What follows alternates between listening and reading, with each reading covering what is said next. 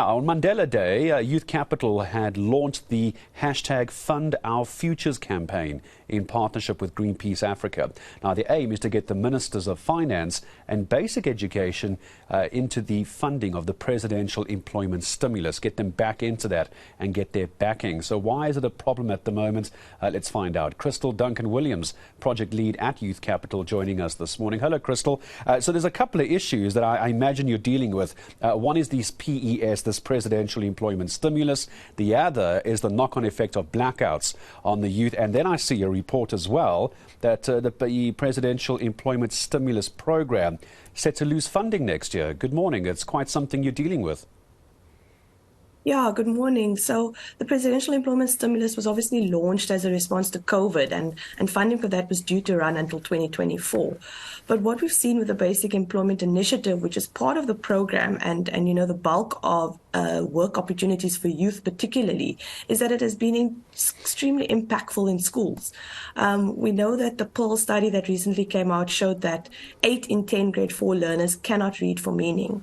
And what we hear from schools and from learners and from young people is about how they're being in school and providing extra hands and support in the classroom is really having a positive impact on learners, as well as giving young people a first work experience. And in the economy, we find ourselves where jobs are scarce.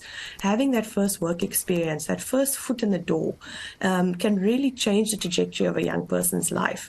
But unfortunately, we haven't heard anything about the funding being extended for this program. And so we're calling on all people to sign the letter to the Minister of Finance, the Minister of Basic Education, and we will also be addressing National Treasury with the signatures, and to share their stories of how this program has positively impacted them. And could this not go as high as the President himself, Kristal, as well? If this is the presidential employment stimulus program that's been, it seems, fairly well received over the years, would you like to go as high as the President, perhaps? Yeah, for sure. I'm really hoping that we can get enough signatures that we can make a powerful enough argument. You know, from Youth Capital, we are an advocacy campaign that's steeped in evidence and research, and we'll be working behind the scenes on quantitative data to support our advocacy calls. But what we really need now is the voice of the people who are directly impacted. You know, that is young people, but as I said, it's also learners, it's parents of learners seeing improvements in reading, it's schools saying we really need the support, and you can do that by signing the letter. And you know, if we can get enough signatures, we can make a really powerful case. And we hope to present all of that to the President as well ahead of the medium-term budget speech in October. Give me a sense of numbers then about the kind of employment opportunities, the number of young people employed, or as you say, at least getting your foot in the door. How many are we talking since its inception, and what sort of sectors are we talking about, Kristal? Sure. So Youth Capital's work has focused on the Basic Education Employment Initiative, which, you know, has created upwards of 500,000 opportunities for young people as education assistants. But through the broader presidential employment stimulus, there have also been opportunities created in the agricultural sector. There has been support for the creative sector. So these are some of the sectors that have been influenced.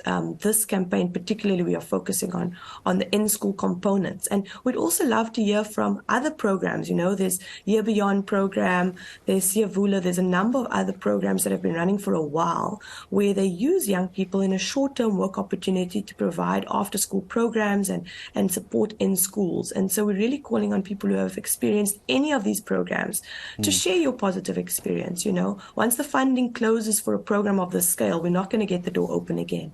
Yeah. And the reach of this across 22,000 schools in rural areas is something that is unprecedented, and we need to keep funding this. Yeah, you can imagine the damage is going to be left for those rural schools if this were to end, based on the kind of successes you had. As I say goodbye to you, Kristal, where can someone become part of this campaign? I know you're asking for people to support this, go and be a part of what is this request to keep the PES, Presidential Employment Stimulus, up and going. But where are we actually sending people to do this? Because I see Greenpeace Africa is involved, but what do you need them to do? Where do they need to go?